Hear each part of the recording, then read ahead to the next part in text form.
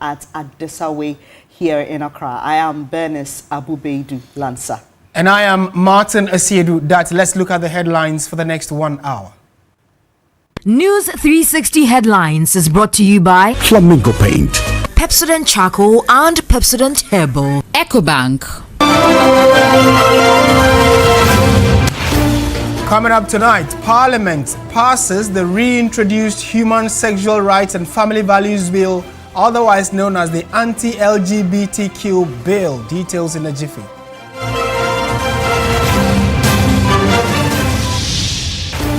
Tonight, Ghana intensifies Ebola preparedness as health authorities urge strict hygiene protocols and begin emergency simulation exercises nationwide.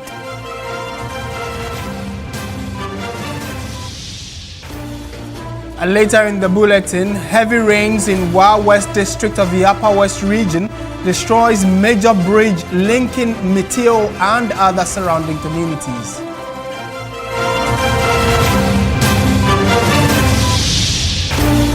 In business, Ghanaian fuel consumers face a mixed June 2026 outlook as the National Petroleum Authority hikes petrol and LPG price floors despite a slight diesel cut. On the international front, the World Health Organization investigating 906 suspected cases of Ebola in the Democratic Republic of Congo, including 223 suspected deaths.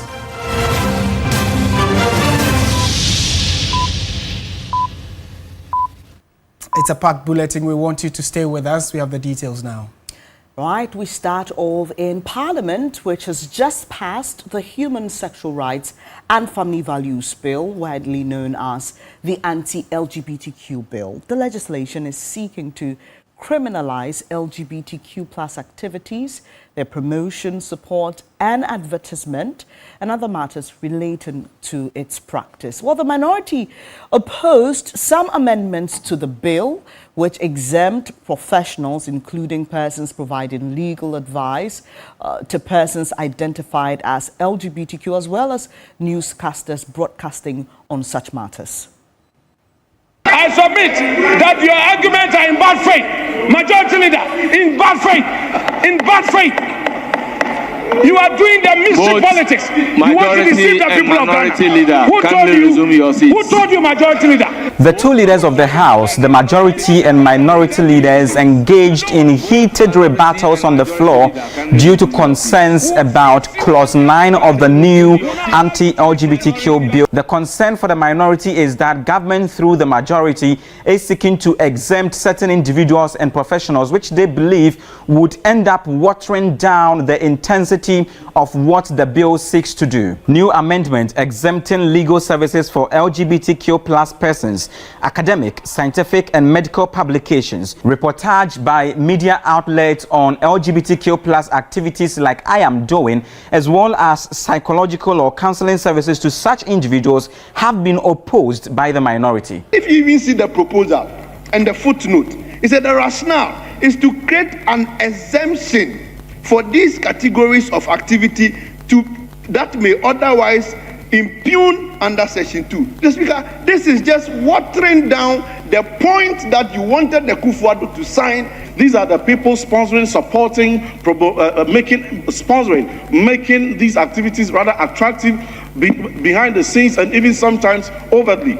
And if the House will use their majority numbers to push it through, I, as a sponsor, will advise myself accordingly. Very well. You are entitled to advise yourself. Yes, majority leader. NDC is passing. Most of the minority MPs then walked out of the chamber to address the press to accuse government and the majority of allowing external influence to dictate the direction of this legislation. But in their absence, the majority side of the House concluded considerations of the clauses and passed the bill. An act to provide for human sexual rights and family values and related matters. Honourable members, the Human Sexual Rights and Family Values Bill 2025 is duly read for the third time and passed.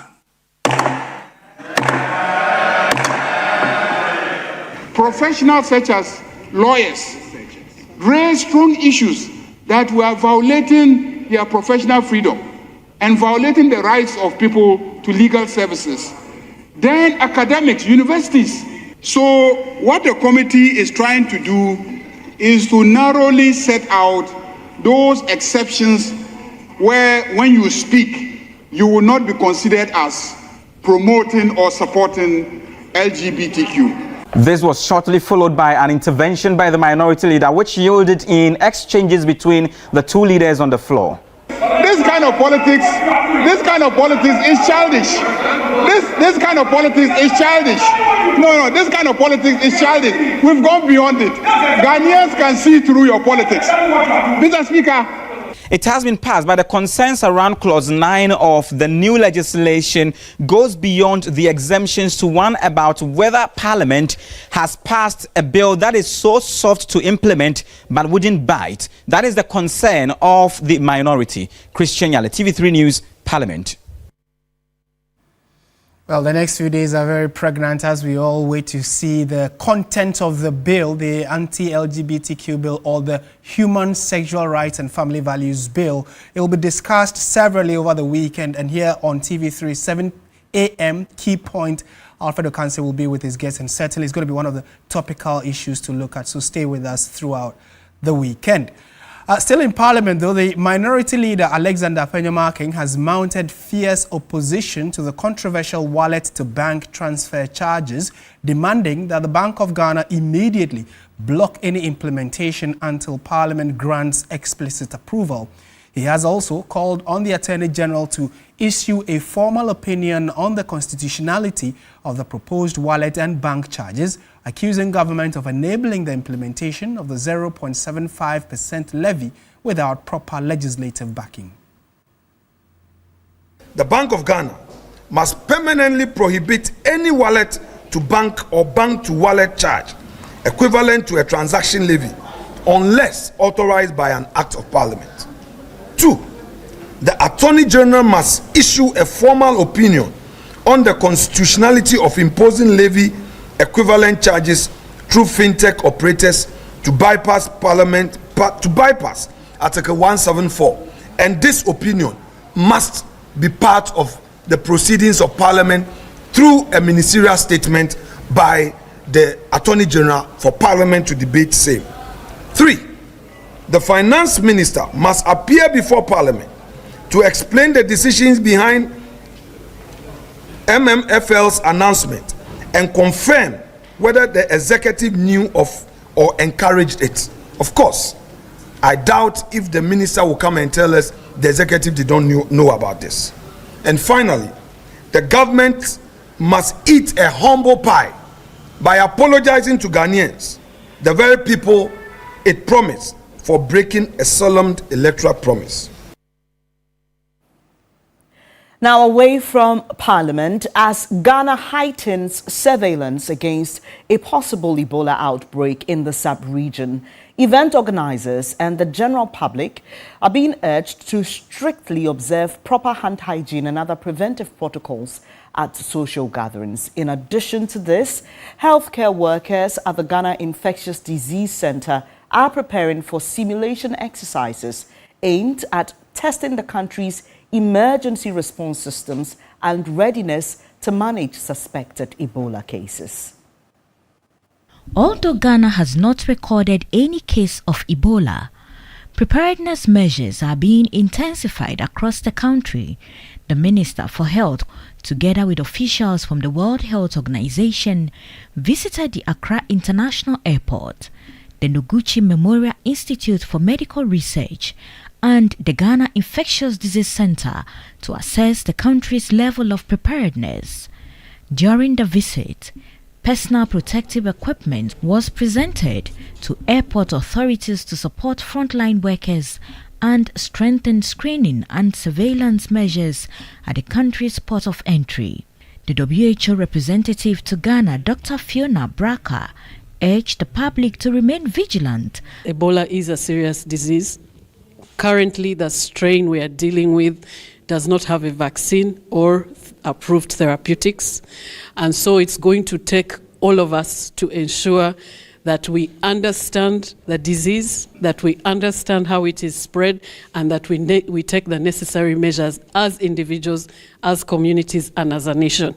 Health Minister Kwabena Mintah Akando, after inspecting the facilities, expressed optimism about Ghana's level of preparedness. All that we expect from you is to adhere to the precautionary measures. From today, there should not be any mass gathering without a hand washing station. From today, we have issued that advisory and we still stand by it. And it is more important now. And I believe that if we check our borders, whether the land borders or the airports, and we adhere to these precautionary measures, we will be fine. There's no need to panic. Meanwhile, the medical director of the Ghana Infectious Disease Center, Dr. Oliver Kome, says health workers are motivated and ready to respond effectively, provided the necessary tools and resources remain available. We will keep on doing simulation exercise until we think that we are very perfect. The other thing we also will have to do is to keep on encouraging the health workers here to sacrifice for the nation, because somebody will say, I have a family and Ebola is not like COVID, so why should I go and do Ebola work?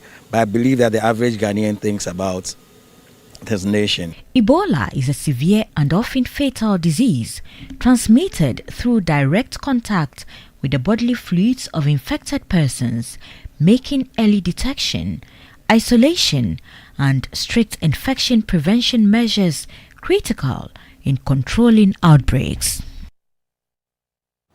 In more news this evening, floodwaters in Weja, Tetegu and its surrounding communities are gradually receding after officials from NADMO and the Weja-Gbawe Municipal Assembly on Friday dredged and opened 2 estuaries to allow excess water from the dam spillage to flow into the sea. A visit to some of the affected communities showed residents beginning to return to their homes after days of displacement. This is the current state of communities affected by the Weja Dam spillage.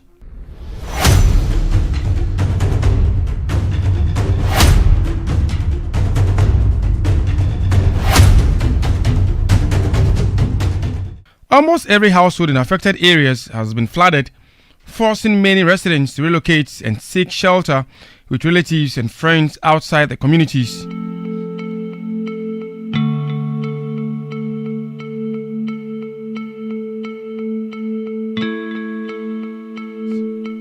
By midday Friday, the floodwaters had started receding, with some residents returning to assess conditions in their homes.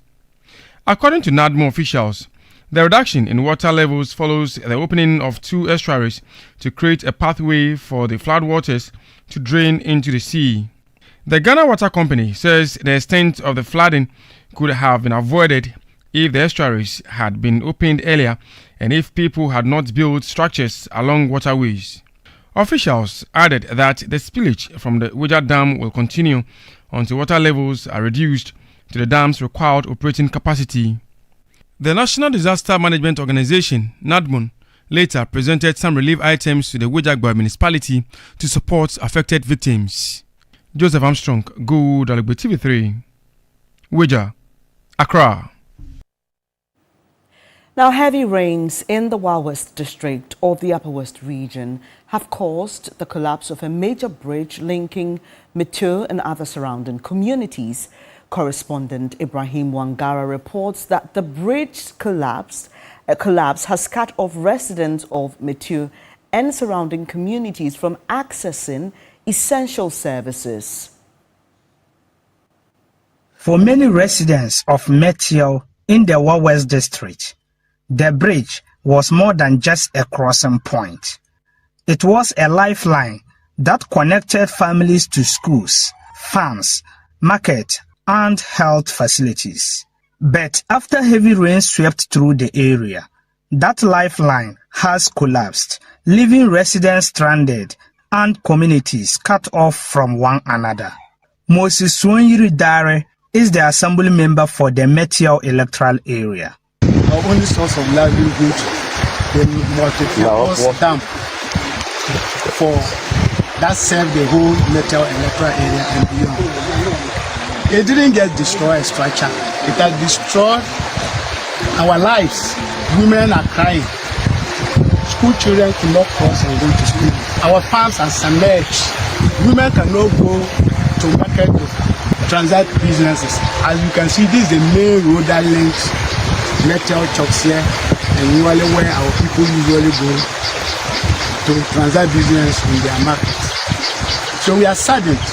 Worried parents say they fear for the safety of their children as the rains continue, and are therefore calling on the government to swiftly intervene.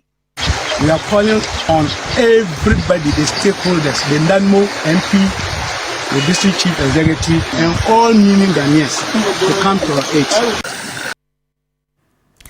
Let's turn our attention to education. The Ghana Education Service is appealing for calm among striking teachers in the Taquansuayan municipality of the Western region following the alleged assault of some teachers by military personnel.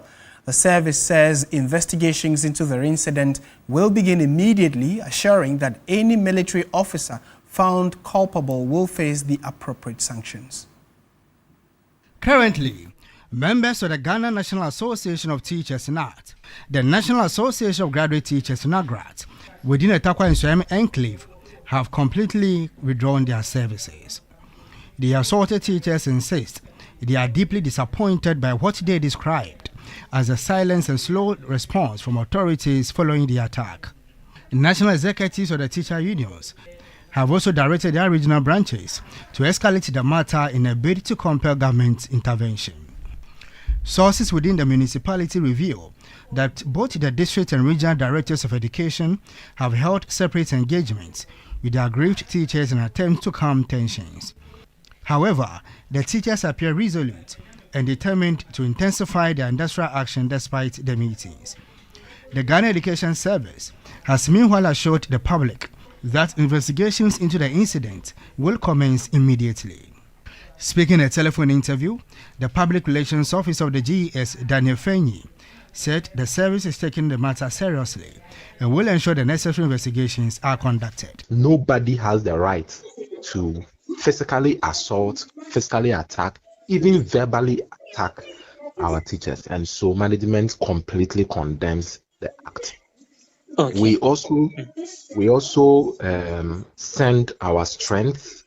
We send words of sympathy with the teacher who was involved in such unfortunate situation. We stand strongly with the teacher, and we believe that the issue will be settled amicably. In fact, we are working closely with the teacher unions. In fact, we don't move without them. We are working closely with them to make sure that the corporates are brought to book. But that response has drawn sharp criticism from the president of the National Association of Graduate Teachers in Agrat, Jacob Anaba, who argues that the Ghana Education Service has been too passive and slow in addressing the concerns of the assaulted teachers. If it has been the students who have been assaulted like this, the whole country would have woken up. Why should teachers be treated differently? Why should teachers be treated differently? Our employer is not speaking, government is not speaking, and citizens are quiet. If it were students that were assaulted in this manner, everybody would have been talking about it. This is unfair. The PRO further appealed to the striking teachers to reconsider their decision and return to the classrooms in the interest of students and academic stability. So it is peace. It is peace that we would continue to urge. Whereas investigations, we will collaborate with the security agencies, the teacher unions, and all stakeholders to make sure that the corporate are brought to book as well. Yes. However, Jacob Anaba warns that the national leadership of the teacher unions may join the strike if swift action is not taken. The three pre-tertiary unions will take a decision. It is unfair. We've been battling with our students who've been assaulting us, and now it has gotten to the military. Who is next? The Galamseyers will come after us. Then we are not safe in the schools and the environment again. Let's stay in the education sector. For thousands of girls across rural Ghana, menstruation remains a silent barrier to education. Poverty and poor hygiene force many of them out of the classroom every month. Advocates are now demanding sustainable support systems beyond sanitary pad donations to keep the girl child in school, protecting her health, dignity and future. Here's a report by Stanley Nee Blue. Yes, when I had my menstruation, my first menstruation, I didn't tell my parents because I thought it was something I did that started the menstruation. But when it went further, I told my mother and said it's menstruation. And at first she became angry though, but she came back to me and said... Why did she get angry? Because I didn't tell her when I first had my menstruation. So, and she came back to me and said I should have told her my first period because it's menstruation. That was Etonam sharing her experience about her first menstruation. She lives at Akradakun, a community near Begro, in the Fanti-Akwa district of the Eastern region. She was fortunate that her parents were able to buy her sanitary pads, enabling her to maintain proper menstrual hygiene.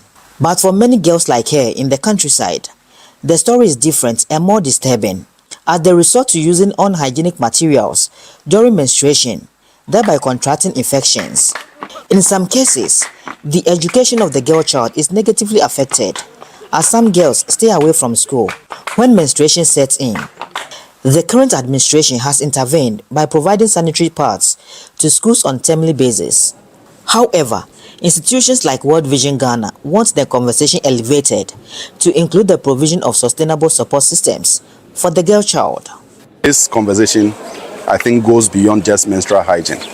We need to start looking at even walk-in clinics in our schools to make sure that when children, our girls, are going to start difficulty, they can easily get assistance.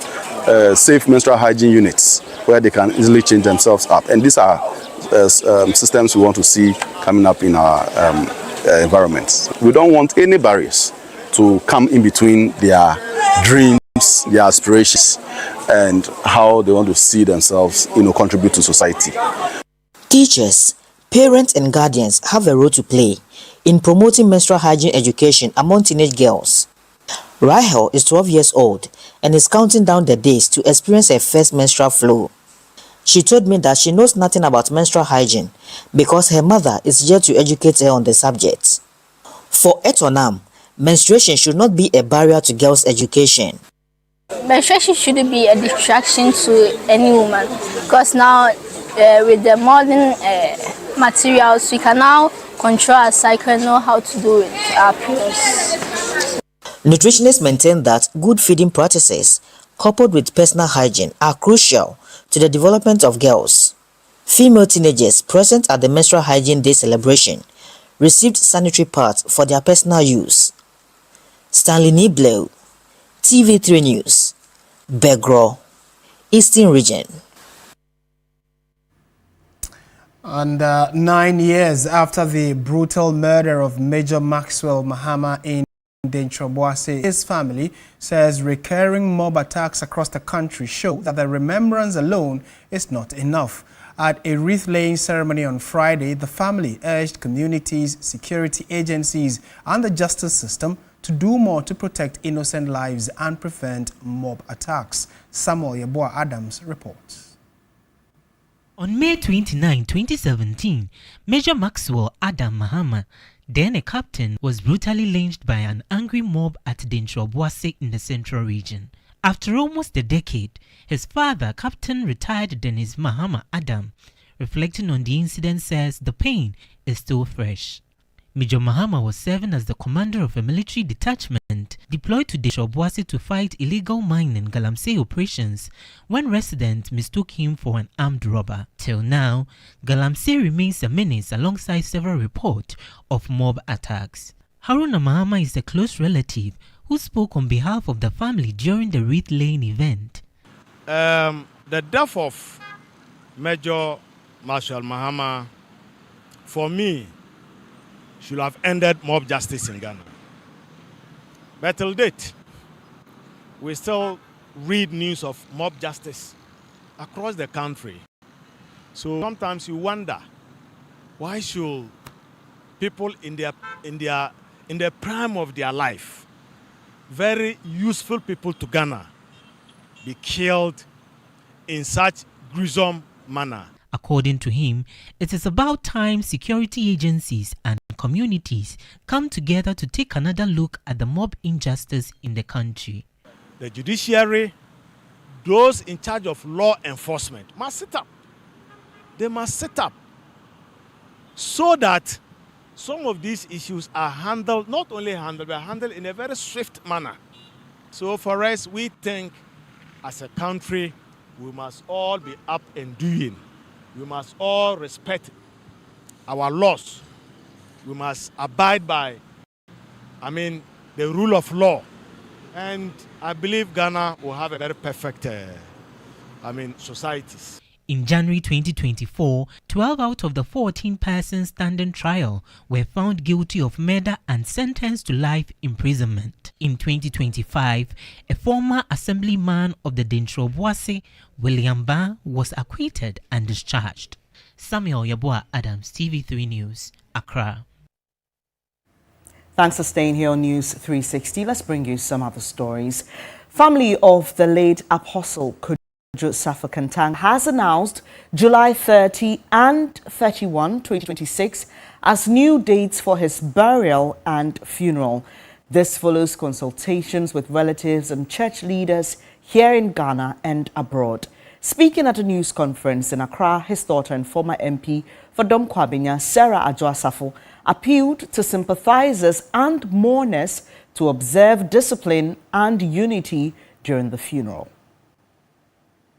Kwabenya MP Sarah Adjoasafo says preparations are underway for a befitting funeral ceremony to honor the memory of the late Apostle Safa Kantang.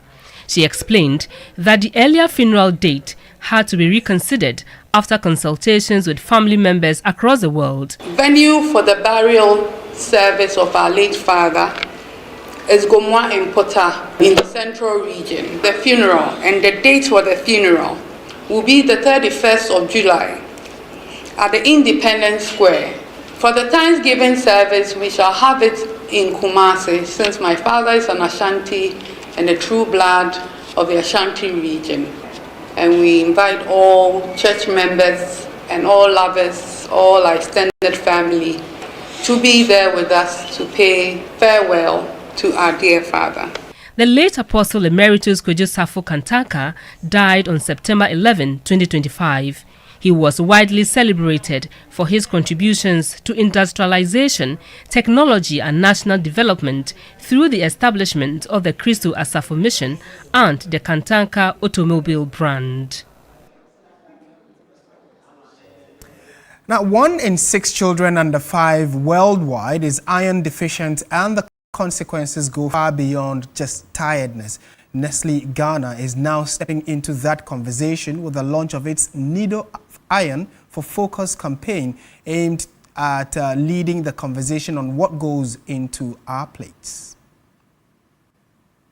Iron deficiency, known to be the most common pediatric deficiency, affects approximately 16% of children under the age of 5 globally. Beyond anemia, iron deficiency can impair cognitive development, attention, and learning outcomes, with some effects potentially long-lasting if not addressed early. Kwabena Eseidu Adakwa is Category Manager, Nutrition and Dairy Powders, Nestle Ghana. We've unearthed a strength in the brand of Nido, right? So this is not a new product launch. What we are just trying to do is to make more visible the strength of what we have in Nido, and that is iron. We believe that there's a high percentage of iron deficiency anemia, and this is our role as a business to be able to support parents to overcome this. With the launch of the Nido Iron for Focus campaign, Nestle Ghana hopes to educate parents and the general public on the role dietary adjustments and deliberate food choices play in the management and prevention of iron deficiency. Deborah Kwabla is Corporate Affairs Manager at Nestle Ghana. We need to consider carefully. So when you wake up in the morning, you start with breakfast, and then you eat your lunch and you eat your dinner. Throughout the day, as you make food choices, it must be done deliberately, so that you get the nutrients that you need. So a glass of Nido in the morning, in the afternoon, in the evening can serve as refreshment, can serve as breakfast, can complement the diet of the day. Nestle Ghana is a multinational food and beverage company that has been operating in Ghana for many decades. Still watching News 360. Stay with us. Business, sports, and entertainment are all coming up.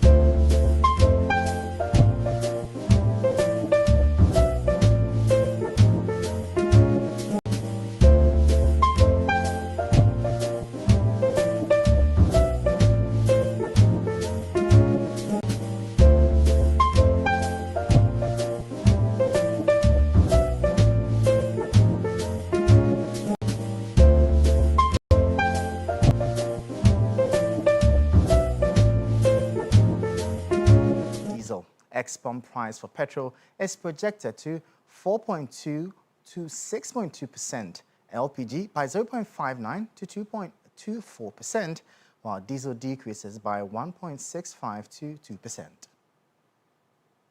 According to the NPA's latest pricing outlook, the regulated minimum retail floor for petrol will rise by 60 pesos to 15 cedis, 20 pesos per litre, up from 14 cedis, 60 pesos in late May. LPG users will also feel the pinch as its price floor takes upward by 32 pesos to hit 13 cedis, 48 pesos per kilogram. Diesel consumers will get a minor reprieve, with its floor price dropping by 32 pesos to settle at 15 cedis, 4 pesos per litre. These adjustments reflect shifting international market dynamics alongside a critical rollback of state interventions. To manage its fiscal space, the government recently removed a 36 pesos per litre subsidy on petrol and slashed its diesel price support from 2 cedis to 1 cedi, 7 pesos per litre. These revised relief measures are locked in for 2 pricing windows, after which they will be re-evaluated against global market conditions. The NPA emphasizes that these figures represent strict mandatory minimums for oil and LPG marketing companies. Final pump prices will likely be higher as individual commercial margins and international trading premiums have yet to be tacked on by local distributors.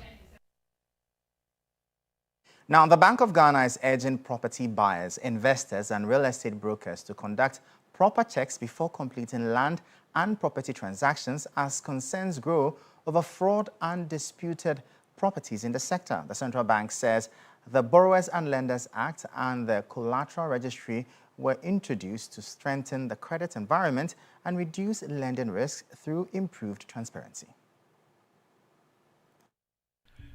The Bank of Ghana says stronger due diligence and transparency in property transactions are critical to protecting investments and improving confidence in Ghana's real estate sector.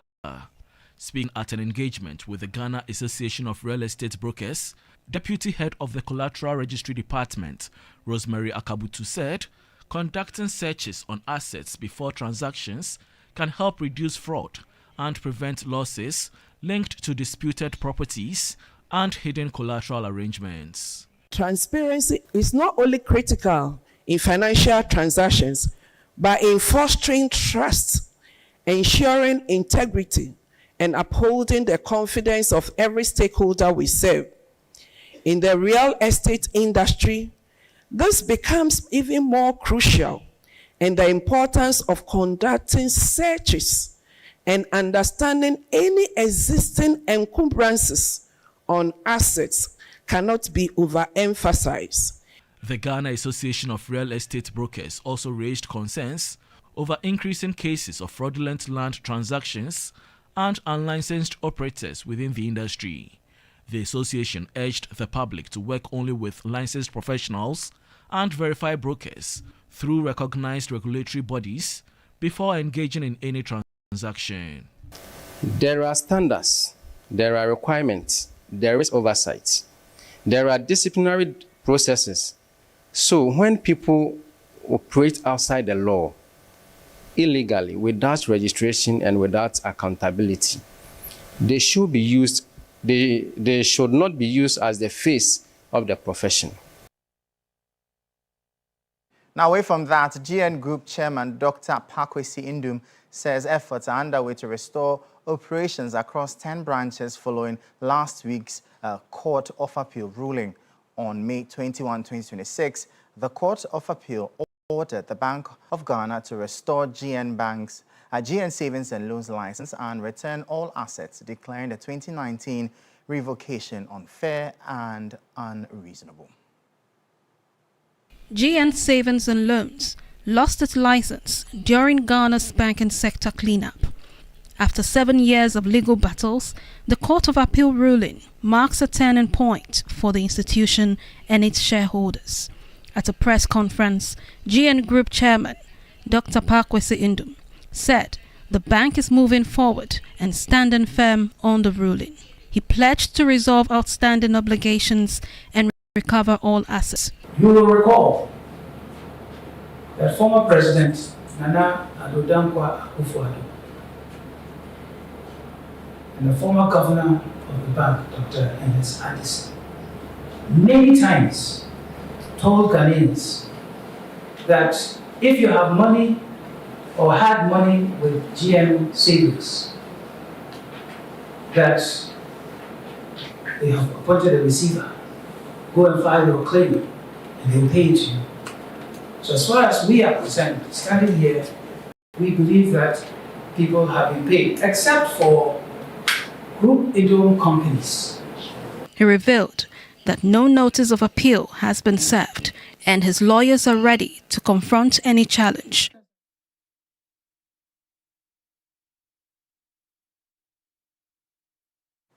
And And that'll be all for the business segment here on News 360. I am Michael Obodu. We'll bring you updates now from the currency and the commodities market.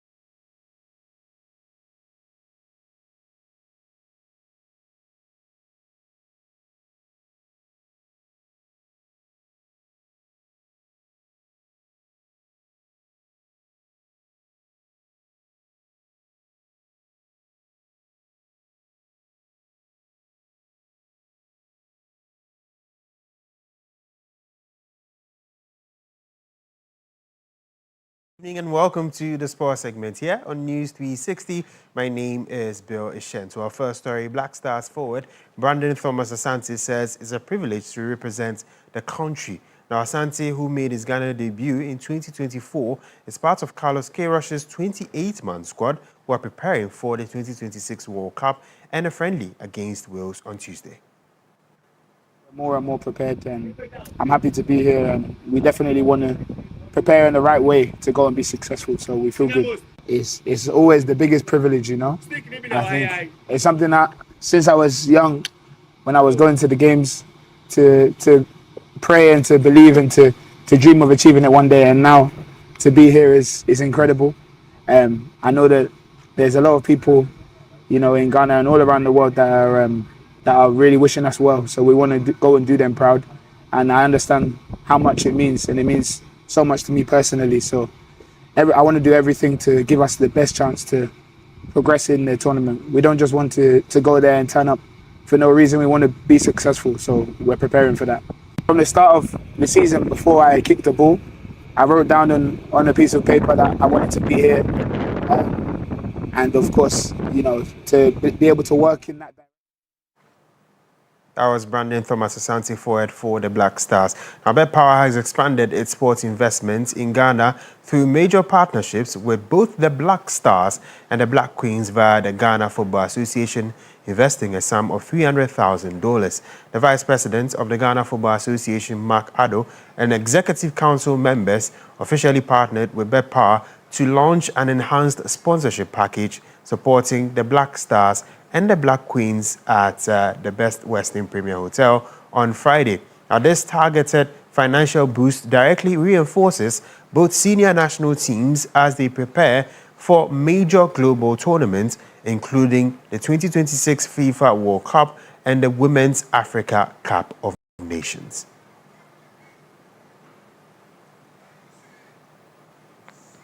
Now, the 2025-26 MTN FA Cup final in Ghana is scheduled to take place on Sunday. The grand finale will feature Dreams FC, who finished fourth on the Ghana Premier League table, taking on Nations FC, who suffered relegation. Free Sports visited the training grounds of Dreams FC, speaking to members of the team who believe they will make it to the Confederations Cup qualifiers by winning the MTN FA Cup. Making the top four, never in the history of this club, and to cap it off with an MTN FA Cup against Nations. Yes, it's not going to be easy because I know Nations, yes, they have been relegated, but believe me, they have told a very impressive story on the journey. Don't forget that they beat Adriana in the semi-finals, the Anos. So yes, we know it's not going to be an easy final, but Dreams FC is getting ready to make sure we deliver on Sunday. That would be a history for me because I have never been in a FA Cup final, not even to talk about semi-finals or yeah. So it will be a good moment for me. Yes. Now to our final story. The 2026 Champions League final will take place on Saturday, with Arsenal eyeing a first ever Champions League title in their history, while Paris Saint-Germain are hoping to defend their crown from the last edition. Now, here are the two head coaches, Mikel Arteta of Arsenal and Luis Enrique of PSG, speaking before the game. We have one, and we won the second one, and that's all we've been talking about. There has to be a platform to reach bigger destinations and to aim for more, and the TP is capable because he's shown it in the last two seasons. The way three in this competition, what we've done this season in the competition, and I want the players to be so confident that we're gonna go and do it. Mikel Arteta, he's great as a coach. You can watch him on the bench. That's it for the sports segment here on News 360. My name is Bill Ishen.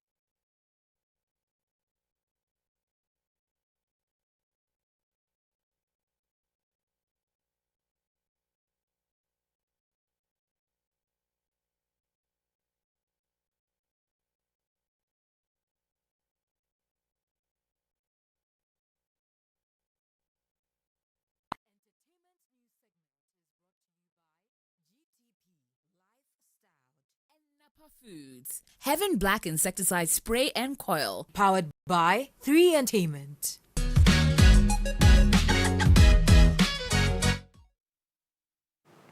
Well, good evening and welcome to the entertainment news segment here on News 360. My name is Noella Donko. Now, Drake has officially surpassed Michael Jackson's long-standing Billboard Hot 100 record for the most #1 singles by a solo male artist. The Canadian rapper achieved his 14th chart-topping hit with Janice and STFU, which debuted at #1 on Billboard Hot 100, dated May 30, 2026. The milestone moves Drake ahead of Michael Jackson, who held the record with 13 #1 singles for decades. And now we bring you some tidbits around the world of entertainment. Sing drill, high life, hip hop, and Afrobeats, Black Sharif continues to cement his place as one of Africa's leading young talents. He's also preparing for his upcoming Sun Swagger tour with stops in cities including New York, Toronto, and Amsterdam. The Ministry of Tourism, Culture and Creative Arts on Friday launched the Afro Gastro Festival program in Accra. The exciting cultural initiative aimed at celebrating Ghana's rich culinary and artistic heritage. Speaking at the launch, the Minister of Tourism, Culture and Creative Arts, Ms. Abla Jifagomashi, explained that the Afro Gastro Festival, an offshoot of the Black Star Experience, was designed to celebrate Africa's shared culinary heritage by bringing together Africans and Afro descendants from across the world and positioning Ghana as a culinary hub of Africa. Through Afro Gastro, we position Ghana as a culinary hub of Africa, strengthening our tourism offerings and expanding opportunities for chefs, farmers, artisans, and creative entrepreneurs. The verdict is out there. Ghanaians can cook. Indeed, Ghanaians can cook. And that's it for the entertainment news segment here on News 360. My name is Noella Donko. Thank you, Noella. Let's now bring you some news from other parts of the world. And the World Health Organization, WHO, says as of Friday, there have been 906 suspected cases of Ebola in the Democratic Republic of Congo. 125 have been confirmed to be indeed Ebola. It further says 223 suspected deaths that were being investigated as Ebola deaths have 17 of them confirmed so far.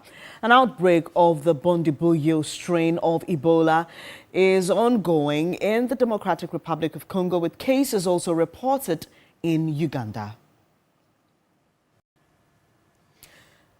Well, we know that Ghana is stepping up efforts in surveillance and preparedness ahead of a possible outbreak in the sub-region because the WHO has put every country on high alert. So you just want to be reminded to adhere to personal protocols and personal hygiene. Certainly so. Stay safe wherever you are. And that's it for the bulletin. Thank you very much for watching. I am Martin Asiedu Date. And I am Bernice Abubedu Lansa. Have a good evening.